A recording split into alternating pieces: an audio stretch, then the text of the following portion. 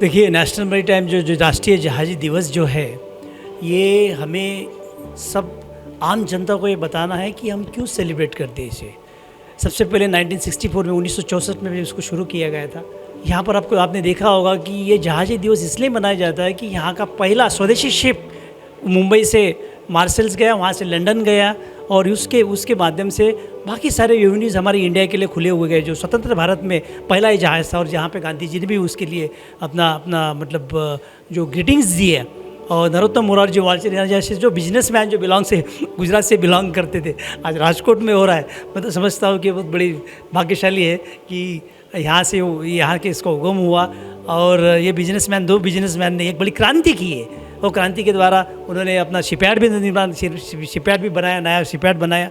उसके माध्यम से उन्होंने अपनी कंपनी खोली और ये नामुमकिन को मुमकिन कर दिया। ये सबसे बड़ी, इसीलिए 1964 से ये एक राष्ट्रीय जहाज़ी दिवस मनाया जाता है और मनाना चाहिए ताकि आम जनता को पब्लिक करे कि क्या योगदान है इस पर्टिकुलर जगत में, इस मैरीटाइम इंडस्ट्री का क्या योगदान है। नेट जीरो देखिए, आपको पता होगा कि 2021 में अपने ऑनरेबल प्राइम मिनिस्टर साहब नरेंद्र भाई मोदी जी ने जो बोला है कि भाई हमारा जो ग्रीन हाउस गैसेस का एमिशन है हम उसको रिड्यूस करेंगे 2070 तक।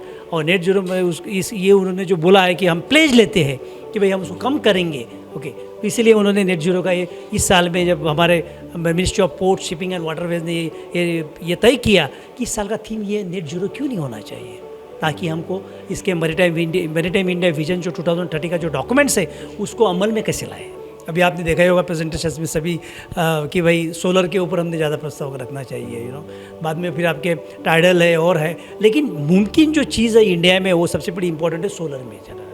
ओके, इलेक्ट्रिसिटी का पावर सब पे, electricity, renewable energy. Prime minister ji का मतलब प्रधानमंत्री जी का सबसे बड़ा कहना है कि भाई 50% जो हमने एनर्जी जो ग्रीन हाउस गैस एमिशन वो रिड्यूस करेंगे वो रिन्यूएबल एनर्जी की तरह, रिन्यूएबल एनर्जी जो हमारे पास रिन्यूएबल एनर्जी उसको यूज़ करके हम इसको यूज़ करें, तो ये बहुत ज़रूरी है और उससे पोल्यूशन भी कम हो जाएगा। लेकिन अभी देखा आपने कि बहुत सारी चीज़ें हैं, कॉस्ट फैक्टर्स है, लेकिन उसको कैसा अचीव करेंगे एक चैलेंज तो है। मैं मैसेज यही देना चाहूँगा कि हम लोग सब मिलकर, ये किसी एक इंडस्ट्री का किसी का काम नहीं है, ये सभी का काम है और सबका कोलैबोरेशन है, पार्टिसिपेशन है, कोऑर्डिनेशन है। चाहे इंडस्ट्रीज़ किसी की भी हो, मैन्युफैक्चरिंग इंडस्ट्री हो, लॉजिस्टिक सपोर्ट वाली इंडस्ट्री हो, सब में साथ मिलकर इसमें काम करना है। और आज ही ये राष्ट्रीय जहाज़ी दिवस के ऊपर यही मैं सबको शुभकामना देता हूँ और ताकि सब मिलकर हाथ में हाथ लेकर आगे बढ़े और इस ऑनरेबल प्राइम मिनिस्टर जी का जो सपना है उसको साकार करें, यही शुभकामना देता हूँ। धन्यवाद। मैं आपको राष्ट्रीय जहाज़ी दिवस को फिर एक बार सबको शुभकामनाएं, हार्दिक शुभकामनाएं देता हूँ। सर, बेसिकली हर उद्योग को और हर एक इंडस्ट्री को अपने में एक इंस्पिरेशन, मोटिवेशन चाहिए होता है उसकी यादगार में। जो आज का हमारा दिन है ये है नेशनल मैरीटाइम डे, राष्ट्रीय जहाजरानी दिवस। 1919 में पहली बार भारतीय जहाज एसएस लॉयल्टी 5 अप्रैल 1919 को रवाना हुआ था, जबकि हमारे ऊपर काफ़ी प्रतिबंध थे। उस टाइम भारतीय एंटरप्रेन्योर्स ने एफर्ट किया कि उन्होंने अपना जहाज चलाया against all what you call it restrictions, against all hindrances, और उसको सक्सेसफुल करके दिखाया। तो हम उसी को कमेमोरेट करने के लिए हर साल ये दिवस मनाते हैं। नहीं, जैसा कि आपने प्रेजेंटेशंस में देखा होगा कि already actually shipping industry is just 2.89% contributor of GHG gases, और उसको भी काफ़ी स्ट्रांगली रिड्यूस करने के एफर्ट्स किए जा रहे हैं। जो इंटरनेशनल ऑर्गेनाइजेशन है IMO, इंटरनेशनल मैरीटाइम ऑर्गेनाइजेशन, उसने कई नियम स्थापित किए हैं जिनको जहाज़ों पे इम्प्लीमेंट किया जा रहा है।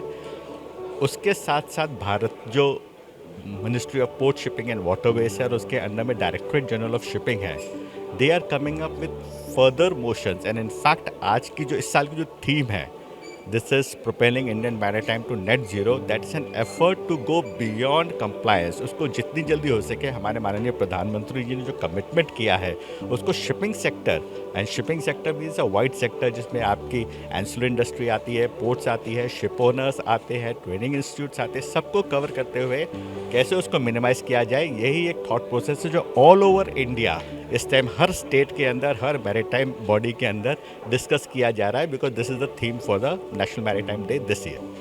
नहीं, पोर्ट्स तो इनफैक्ट अभी सारे ऑपरेट कर रहे हैं एक्सेप्ट कुछ जो नॉन मेजर पोर्ट्स होते हैं। तो सर वो देखिए, उनके एक पोर्ट अपने आप में एक इंडिपेंडेंट बॉडी होती है, ठीक है। उनके अपने कमर्शियल वो होते हैं, उनकी अपनी एनवायरमेंटल कंडीशंस होती हैं जिसके बेस के ऊपर वो डिटरमाइन करते हैं, और उसमें वी आर मोर ऑफ तो उनके अपने खुद के डिसीजंस होते हैं जो वो अपने फाइनेंशियल्स और अपनी वायबिलिटीज़ के हिसाब से लेते हैं सर उस पर कॉन्टीन्यूस एफर्ट्स है।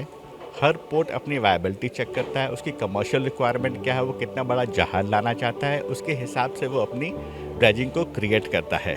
सर सबसे बड़ी चीज़ है ये, सबसे पहले तो हमारे जो माननीय प्रधानमंत्री जी ने नेतृत्व दिया है, उससे इस वक्त पूरा का पूरा भारत ऊर्जावान हो रखे है ना, एक एनर्जी इंस्पायर हो रखी है। ऑफ कोर्स हम लोग के पिछले 2-3 साल वर वेरी बैड ईयर्स जिसे कहते हैं, बट उससे हम लड़के निकले, बहुत सकुशल निकले, और अब वापस अपनी वही तीव्र गति को प्राप्त करने की चेष्टा करें। और शिपिंग जैसे कि आपने कहा सर, मतलब 90% जो है ट्रेड तो शिपिंग के ऊपर ही चलता है, तो shipping remains the major hub and we are going from strength to strength. सारे पोर्ट्स की कैपेसिटीज़ इस वक्त है, शिपिंग इंडस्ट्री अपने आप में ग्रो कर रही है। तो और डीजी शिपिंग के नेतृत्व में जो हमारे इस वक्त महानिदेशक हैं श्री अमिताभ कुमार जी, उनके नेतृत्व में और बहुत आगे जाएंगे हम लोग। सर ICDs भी बेसिकली प्राइवेट भी हैं, जैसे जितने मेजर शिपिंग लाइंस हैं उन्होंने अपने खुद के ICD इस्टेब्लिश किए हुए हैं, सिमिलरली कॉनकॉर ने भी अपने किए हुए हैं, ठीक है सर। तो अगेन उनकी भी कहते हैं ना, हर जो चीज़ें कमर्शियल एलिमेंट्स हैं तो वो खुद अपने डिसाइड करते हैं what are the best factors to it. Government का काम होता है उसको फैसिलिटेट करना, ऐसी पॉलिसीज़ को लेके आना जो कि जनता के हित में हो, एनवायरनमेंट के हित में है, और देश की मैक्सिमम ग्रोथ भी लेके आए सर। तो उसके हम लोग धन्यवाद। આવા જ અવનવા વિડીયોઝ માટે અબ તકની ચેનલને સબસ્ક્રાઇબ, લાઇક અને શેર કરતા ના ભૂલશો। આ જ રીતે જોડાયેલા રહો અબ તક સાથે।